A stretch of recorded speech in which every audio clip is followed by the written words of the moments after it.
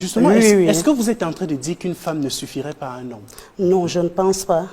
Une femme ne suffirait pas à un homme. Déjà, l'instauration de la monogamie, ça a créé trop de problèmes. Puisque la monogamie, c'est quoi? C'est une polygamie de tranchées. Parce que pour la monogamie, qu'est-ce qui se passe? Il y a une au-dedans et plusieurs à l'extérieur. Donc, quel qu'en soit le cas, où est-ce qu'on soit, même dans quel, je ne sais pas, tous les hommes sont polygames. Il y a cette polygamie de tranchées. Il y a toujours une femme quelque part dans l'ombre qui tire les ficelles pour déchirer le ménage.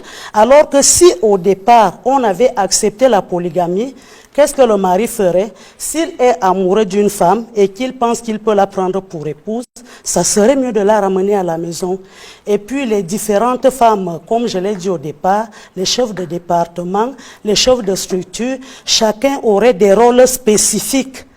Cet ensemble-là produiront donc, je pense, l'éclosion de la famille.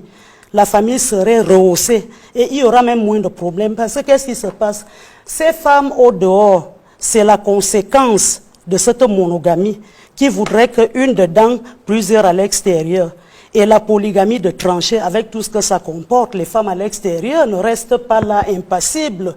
Il y a les maraboutages, il y a des ensorcellements, il y a plus les maladies sexuellement transmissibles, les enfants monoparentaux et autres. Il y a plusieurs mots.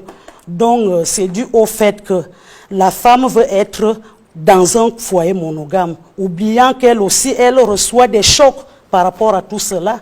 Vous voyez, aujourd'hui, on demande trop à la femme parce que les importateurs de modèles ont institué beaucoup de choses dans notre société qui ne s'accommodent pas avec nos réalités. Donc, moi, je pense que pour ce mouvement, c'est un mouvement qu'on doit intégrer dans notre société africaine. Moi, je suis fan, ce peuple de l'Afrique centrale qu'on trouve au Gabon, en Guinée équatoriale, au Cameroun et au Congo.